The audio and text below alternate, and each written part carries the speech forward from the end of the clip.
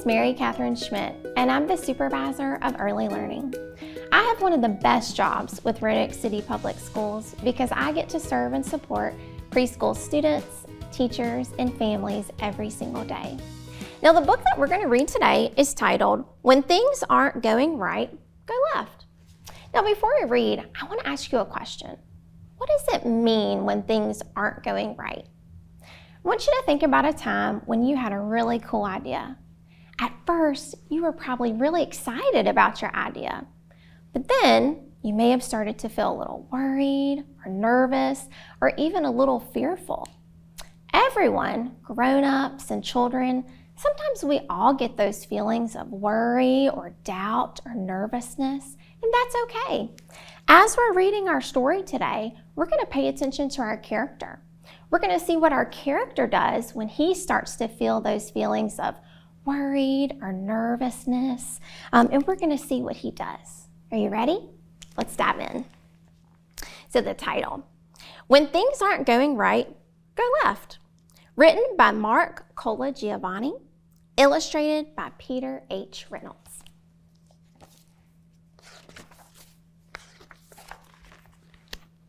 One day, for no particular reason, nothing was going right. Absolutely, positively, nothing was going right.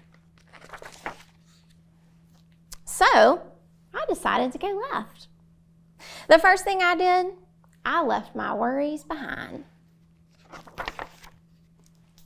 Yep, I left them right there on the ground. They looked up at me and wondered, "Where are you going?" But I just smiled and waved goodbye. "Wait," they hollered, "come back. What will happen to us?" I simply shrugged my shoulders. "You'll be fine." As I walked away, I thought, did I make the right choice? Should I go back and get them? Doubts crept in. So you know what I did? I left behind my doubts. Yep, I left them right there on the ground. They bellowed, "You're making a mistake." But I just gazed at the sky. They questioned, "Are you sure you're making the right decision?" "Absolutely," I declared. With my worries and doubts left behind, I could finally think clearly. Now think back when we started reading our book. I asked you about a time when you had a really cool idea. Just like our character, he had some of those doubts. And instead of hanging on to them, he's kind of dropped them to the side. And he seems to be feeling a bit more better. Let's keep going. I forged on until I came to a pool and a diving board I remembered all too well. The last time I tried to dive off that diving board, I splatted on my back. Ouch. I remembered the pain and how scared I was. I started thinking, maybe I shouldn't try this again. All right, now we have our character. He's experienced a plan before. He jumped off the diving board and he got hurt. He has a second chance to go on the diving board. What do you think he'll do? Let's see. So you know what I did? I left behind my fears. Yep, I left them right there on the ground. They screamed, "Don't do it!"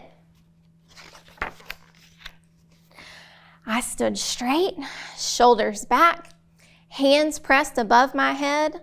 "Stop," they cried. But I simply turned around and gave them a wink. I leaped, splat. On my back once again. Oof, that stings. I thought to myself, this is impossible. It can't be done. So you know what I did? I left my frustrations.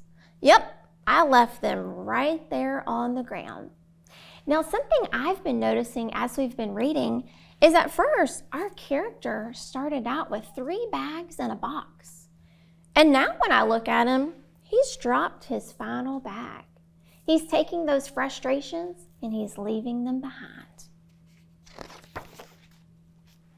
They yelled, "You can't do it!" Again, I stood up straight, shoulders back, hands pressed above my head. They laughed. "Give up already." I whispered to myself, "No way, never." I leaped, feet together, toes pointed, legs straight. Perfect, I did it. I started to realize the more left I went, the more right I felt. So you know what I did? What do you think you did? Let's see. Yep, I kept going left. And before I knew it, everything was going right. As I walked home, I glanced at the ground, and I noticed something I did not expect. My frustrations were a lot smaller. I remember when we first started reading, his frustration bag was enormous. But when he set them to the side and he took a break from his frustrations, they shrunk. My fears a lot quieter. My doubts a lot calmer. My worries practically gone. So I decided to pick them back up. And you know what? They felt lighter now. And they weren't so hard to handle anymore. Now this is interesting. He came back and he picked everything back up. Why do you think he did that? Sometimes it's really good if we're feeling worried or frustrated or nervous to put our feelings to the side and take a break. Sometimes even grown-ups and children, we all need to take a break from things that make us feel worried or nervous. When he came back to those things, they were a lot lighter and a lot smaller. And I realized it was okay to have them with me, so long as I kept an eye on them and made sure they didn't get too big or too loud or too overwhelming. But if they did, and I felt like nothing was going right again, then I'd simply go left. Now our author, Marc Colagiovanni, he leaves us with a little note or a little thing to think about in our story. He says, when life's burdens start to feel too heavy, don't be afraid to put them down for a while. Right, now when we started reading, I asked you to think about what our character was doing with those fears and worries. What I want you to do is to talk to your grown-up.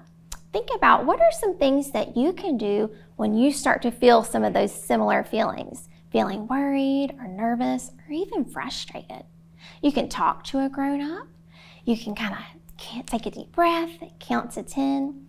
You can always come back and maybe ask someone for help. Thank you so much for reading with me today for our 52 weeks of reading. I encourage everyone with our beautiful weather to find a book, go outside, and have fun reading.